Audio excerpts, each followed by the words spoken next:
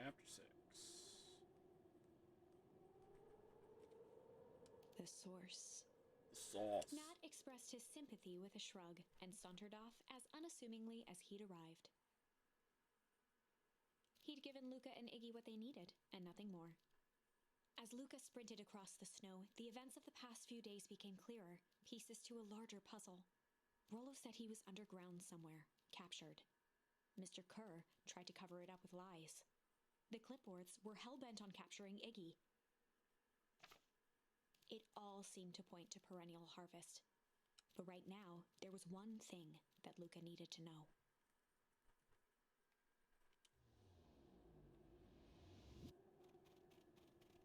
Luca stopped dead in his tracks. The tree was gone, uprooted and moved, leaving a raw gash in the earth. He dropped to his knees and dug wildly at the cold snow. His numb hands hit something hard, a headstone. A dry whisper escaped Luca's lips. You're here. All this time, I thought I was visiting you. You've been here, alone, in the snow. Dad, I'm so sorry. They ruined your favorite spot in the world. Our favorite spot in the world. Dad, what do I do? There was no reply, just snow-covered silence. Why'd you give me the slip like that? What if I couldn't find you, you jerk? Iggy finally noticed the tears welling in Luca's eyes and the snow-covered grave. Oh. Iggy, they stole his tree, Iggy. Yikes. Suddenly, they heard the crunch of approaching footsteps in the snow. We gotta hide.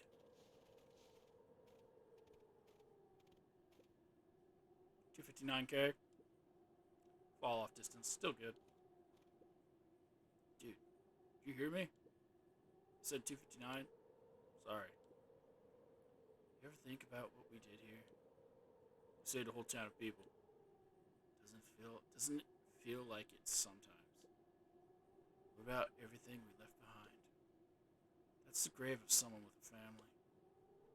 The people who loved them will never know the truth. The truth is overrated. He bent down to scoop up a snowball and lobbed it playfully. Hey! Don't be such a downer, dude. I took this job to change the world. Yeah. Come on. It's almost lunchtime. You just... Weirdo. Did you just moonwalk through the snow to leave? What? Here, I thought I was a jerk. These dinguses are out here, literally dancing on graves. Luca stuttered through heaving sobs. I thought I was visiting him. I thought he was with me. Not gonna lie, that's a bad break. Here's some advice. Iggy gave Luca a solid smack on the back of his head. Hey! Who's any of this helping? What? Sitting here in the snow, crying like some pushover. Who you helping? Iggy, look, what they did, they lied to everyone. Blah, blah, blah. Luca Van Horn, you're a lot of things. You ain't no pushover. What did I tell you before? When some jerk comes at you, acting like a horse's ass. I should stand up for myself. Hell yeah. Kerr and his merry little band of clipboards pulled off this switcheroo for a reason, right? Nat mentioned something about a source. Luca wiped his eyes with a sleeve. Whatever's at the source must be awfully valuable to perennial harvest. Sure would be a shame if something unfortunate were to happen to their precious source, wouldn't it? What do you have in mind? If it's small enough to steal, we snatch it. If it's too big to snatch, we smash it. What if it's too big to smash? Iggy flashed a mischievous smile and cracked his knuckles. I'm always up for a challenge. I'm gonna make this right, Dad. I promise. Let's do this. Locate the sauce. Let's go get some sauce, dude. Let's go get some sauce. You can get awful cold out there in the woods, Luca. Probably best you to stay put and Save your energy. That's on the way. Where's Rollo? Where's my mom? What? Did you kill her? Oh, heavens no. Do I seem like a killer to you? Iggy and Luca shared a skeptical look. Well, do I? Oh, shucks. Now that hurts my feelings. Screw that guy. I mean, he's a hyena. They don't... They're typically, they feed off of the already dead. But... Wait a minute. If this is the original town, then that means... Iggy darted behind a large pine and began digging furiously. He emerged holding a shoebox with a crude skull painted on its lid. What's that? Long story. So a few years back, I, killed someone's parents. Came into possession of some premium grade fireworks. Not the wimpy firecracker stuff they give kids. The good stuff. Dynamite. So why did you bury it under a tree? That's a long part of the story. You and Rollo were doing chores at Rollo's chicken coop. You guys pissed me off for some reason or another. Luca rolled his eyes with realization. He's the one who destroyed the chicken coop. No, you didn't. Iggy stifled a chuckle. Yup. I just wanted to give you guys a little scare. Like I said, these were some primo fireworks. So I might have underestimated things. You blew up the chicken coop. I prefer to think of it as incendiary redecoration. Sorry, but you should have seen the look on your faces. Rollo got grounded for months. Which is why I needed to stash the evidence and lay low. So I buried him under that tree. When I came back for him later, they were gone. I figured some grown-up found him and tossed him. Iggy triumphantly raised the shoebox. Turns out, it wasn't the fireworks that got moved. It was us. Unbelievable. Wait till you find out where I buried your mom. You think this is a game? Newsflash, boyo. You're not a hero. You're a little brat who is way over his head. A hero is just someone who refuses to give up. Comics these days are rotting in kids' children's brains. Everyone thinks they're a spaceman superhero.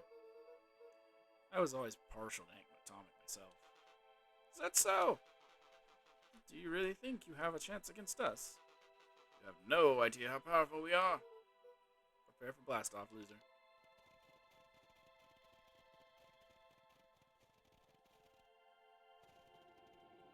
There's the South. So before we go to the South, is there anything else we can check out? Can't go downwards.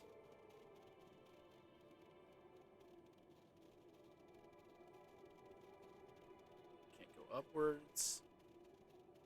Doesn't seem like we can go left. We go into the town hall. Crooked. Just like this whole stinking place. Oh, unlocked Crooked. Oh, Crooked Cop.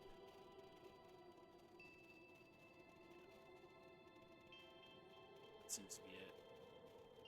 Okay.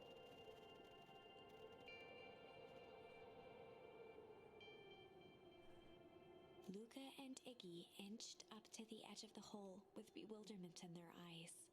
Arctic air breathed out of the cavern in heaving gusts. Go! Go! Go! Go! Whoa. I can see why they wanted to move us all out of town now. Why would they dig a giant hole? I think this is it. This is the source? It's a dang hole! How do we smash a hole? Cover it up. Oh, it's much more than that, my annoying little friend. Kerr. Where's Rollo? I wasn't lying before. He's safe. Well, safer than you two are, at least. Drats, it's cold. You just had to drag me all the way out here, didn't you? Mr. Kerr gazed down the abyss in contemplation. It really is something, isn't it? What did you do to our town? What is all this? Well, that's a doozy of a question. This is the source, where they neglected, the unrefined. Kerr scratched the back of his head. Honestly, boys, I don't understand any of this well enough to explain it. Fact of the matter is, I'm not paid to know. What do you mean you don't know? Ain't you in charge? No, heavens no. My role is merely to flash a winning smile and manage various complications. Complications like us? You are a smart boy. His face contorted into a saccharine grin. It really is nothing personal. Some people are destined to strive for greatness. Others are simply obstacles along the way. Seems like you were destined to be a creepy lackey. Point is that we all play our part in life. Mine just happened to be a lead, the role of a lifetime. You happen to be extras, ready for your curtain call. We aren't giving you up without a fight. Smile's not going to be so winning after we're done with you. Now, boys, no need for melodrama. Makes even a professional such as myself embarrassed for you. Let's change the mood a bit. Kerr snapped his fingers. Scene change! Yeah, that's better. Deal with him. Iggy turned to Luca with a sly glance. Why are you smirking? Because I have a box full of fireworks, and you don't. Iggy waved the box into the air, threatening to drop it down the hole. Stop! Let's not do something regrettable. Joke's on you. Great is one of my specialties. Out of curiosity, what would happen if I threw these in your precious hole? Nothing. Nothing at all. You're a terrible liar. I'll have you know, I'm an exceptional liar. Up, up, up. That's far enough. Iggy plucked a single bottle rocket from the box and held it up with reverence. Stop, you fool! Call off your goons. After a long pause, Mr. Kerr flung up his hand with frustration. Very well. You all can head back for the night. It's been a long day. I'll handle these two from here. Mr. Kerr sighed into the frigid air. It's just us now, Iggy. You can put that down. What, like this? With a nonchalant flick, Iggy tossed the firework into the hole.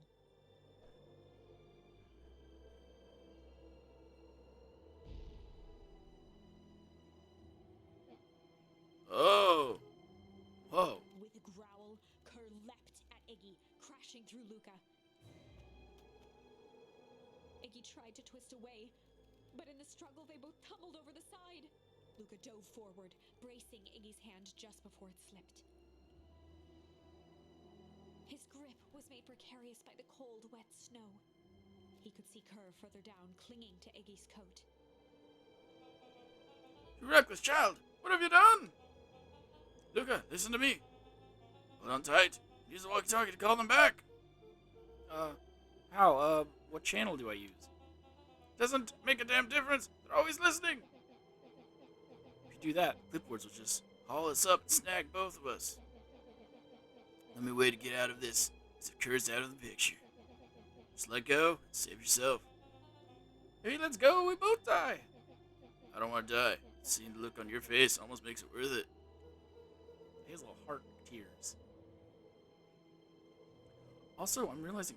No, okay, it is saying Mr. Kerr. Okay. Mr. Kerr, you've had a long life. Why don't you actually do something selfless and just let go? Mr. Kerr gasped with insult. Long life? Well, have you know, I can still play 25. You should have heard me sing the part of Phileas Young. With a wild look in his eye, Mr. Kerr began to hum a proud melody. Rum-dum-dum, rumpity-dum-dum. Wow, can you believe this guy? Luca's hand began to cramp. His voice began to crack. Kerr, just let go. No can do. If you want to save your friend, you'll have to save me too. Luca, look at me. It's okay. Luca felt Iggy loosen his grasp. You're going to kill your friend like that, are you? Every muscle in Luca's body burned. I'm not his friend. Yes, you are. Nah, I'm just no good bully. Like you, Kurt. Iggy, no! Luca felt his hand slipping. They're all gonna freeze and die anyways. He's got the whole box of fireworks. Did it say something that she didn't say and I was supposed to read? I told you what you need to do with bullies. I can't. It's your only way out of this mess. Two birds with one stone. Makes sense for us to fall together. Wackatoos travel in packs. Calm settled over Iggy's face. Luca, let me do this. Iggy's voice was colder than the bitter air billowing from the chasm. Let me do the right thing for once. I had no choice but to blank Iggy's request. Refuse or accept. Obviously, for the tragicness, I should accept the request. Right?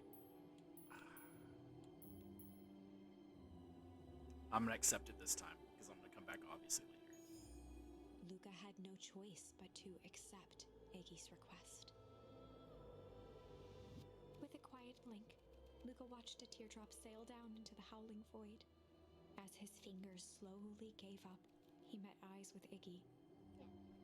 Good.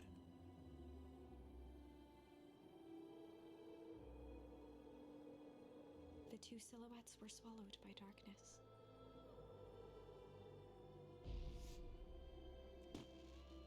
Oh, the fireworks aren't gonna set off the ice?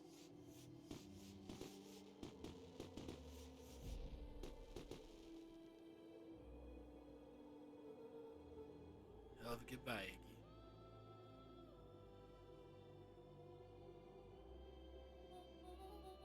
Look at. You should really step back. What? Quickly. Oh, is this the correct answer? Curious. Ah, but of course. Those fireworks of Iggy's must have been just the right amount of energy. We should get out of here before perennial harvest arrives. Not until you tell me what just happened. A friend sacrifice just saved this town. For a little while, anyway. How? Tempus liquamine is a peculiar substance. I don't know what that means. It can change the relationship between matter and time itself. By doing so, requires unfathomable energy. In a closed system, that energy can only come from its surroundings. A useful side product of this property being, by adding precisely the correct amount of energy to it, one can create a cryogenic cascade. So the gunk makes things cold, and fireworks made the whole freeze over. That's one way of putting it, yes. As dumb luck would have it, fireworks weren't strong enough to generate a runaway reaction. I shudder to think what would have happened in that We have case. some idea what that would look like. It would take them a good while to safely break through and access the source again. If you know all this, why haven't you been helping? I have been, in my way. Killing your parents is one. Each one of us has our role to play. Iggy's role, it turns out, is to buy us precious time. Mine has been to observe and wait. Wait for what? To kill you! I mean, you! Me? Why? What's my role? A fierce twinkle flashed in Nat's eyes. To die! Luca Van Horn. We're going to save the world. With a chuckle, Nat turned and walked west. Dumbfounded, Luca followed behind him, trudging through the snow. Every step taking him further away from everyone and everything he knew, and closer to destiny. To be continued in Beacon Pines, Pines Harder. That's stupid. I'm sorry. Beacon Pines, but two in the two eyes. Pines harder. Revenge served cold. Oh no, it goes on. Second time's a charm? Wait, that's Yeah, it? please don't. This ends with a crummy cliffhanger just when it was getting good? I'm glad that wasn't the actual ending. That would have been, I mean, funny, but so stupid. I was even starting to like Iggy. No way. I refuse to be associated with some never-ending parade of sequels. Oh, wow. Like, literally anything, right? Let's go back and find something more definitive. Um, my only option, I think, is to go back and refuse. Oh, I can hum.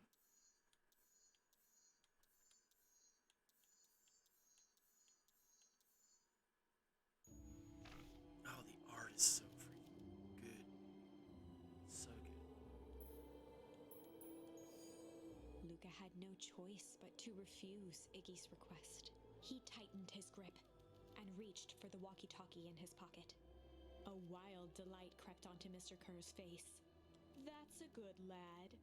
Now, radio for help. Iggy begged Luca with his eyes one last time, but Luca pressed the button and called out. We need help. Mr. Kerr is in danger. It wasn't long before they were once again surrounded by clipboards.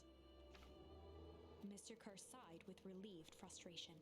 There you are. You really are a worthless lot, aren't you? Mirror, now. A clipboard dutifully produced an ornate ivory hand mirror, and Mr. Kerr began preening his tousled hair.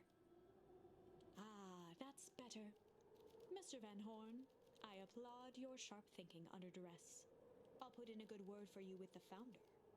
Take them away. A swarm of hands overpowered Luca. The last thing he saw before a cloth bag was pulled over his head was the defeated look on Iggy's face. The end. The founder is clearly Solomon. I think this was one of those times where doing the right thing was the wrong thing. Okay.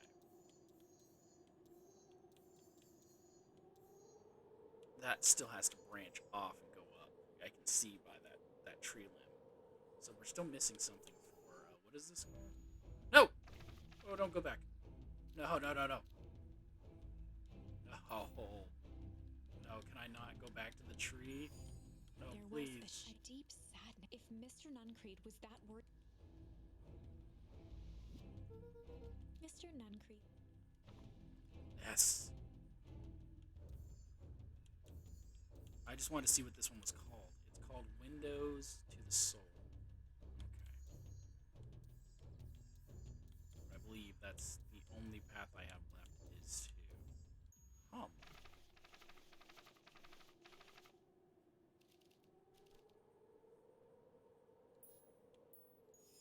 And in the stillness, he began to hum.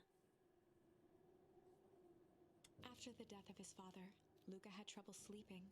Each night, his mother would sit at the foot of his bed and hum a gentle melody.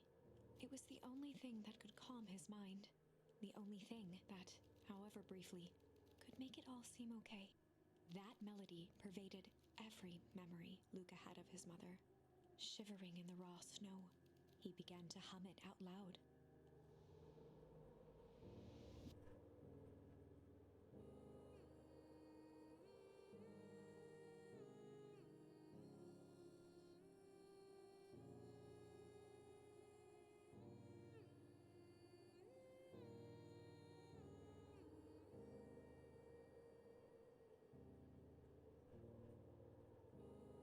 Gran lowered the torch, listening closely.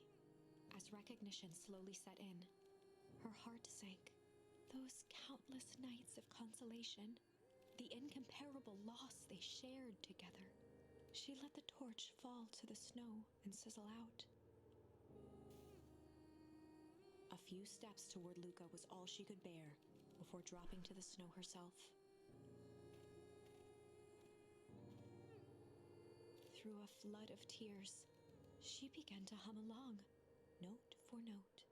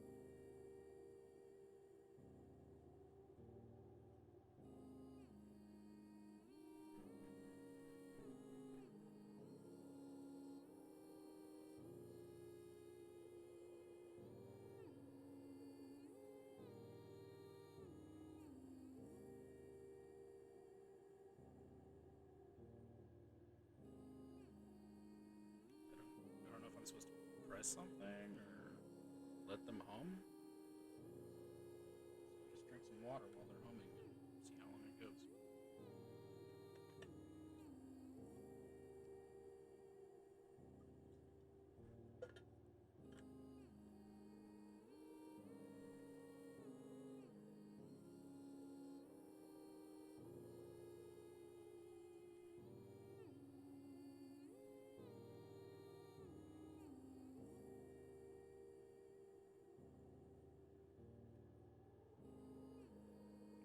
Starting over again.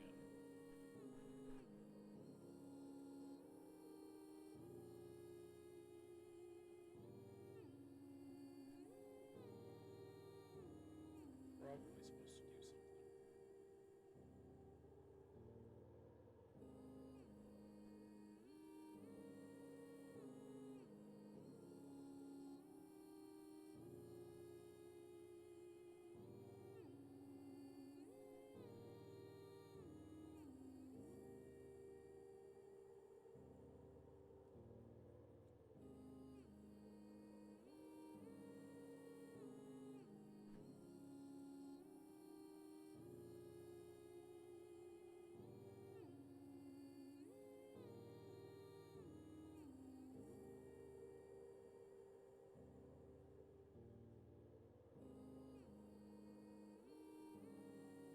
Yeah, I think I'm supposed to say Luca something. lifted his head in astonishment.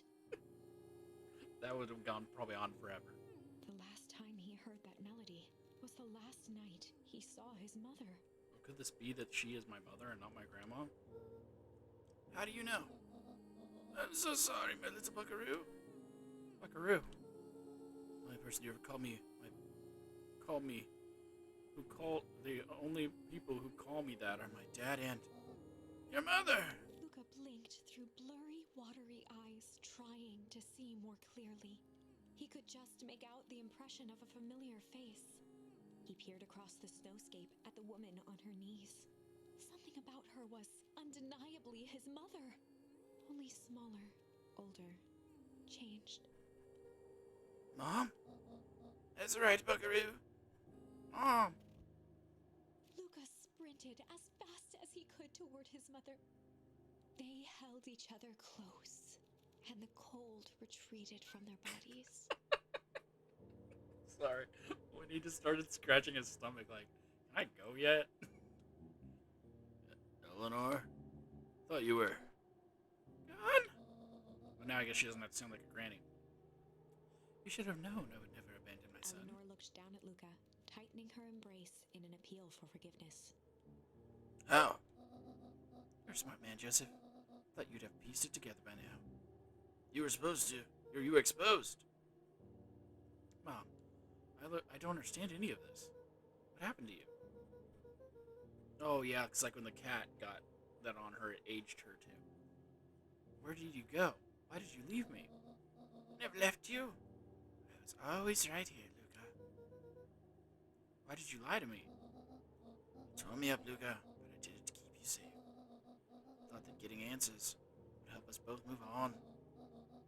The more I discovered, the more I realized the danger we were in. Until perennial harvest was stopped, it was better if everyone thought I was gone. You could have trusted me. These are bad people, Luca. They won't stop until they get what they want. They don't care who gets hurt in the process. Then, what do? We have to stop them. Joseph slumped into the cold, wet snow. It can't be stopped. This is too big. I tried beating them at their own game. I'm done fighting fire with fire. For the first time in a long time, her voice felt like her own again. No more lies. You see now, there's a better way to stop perennial harvest. Cold, hard truth. Luca gazed down at Nuncreed with pity. He looked small. Joseph stared into the snow, as if searching it for answers. Come on, everyone. We've got a party to crash.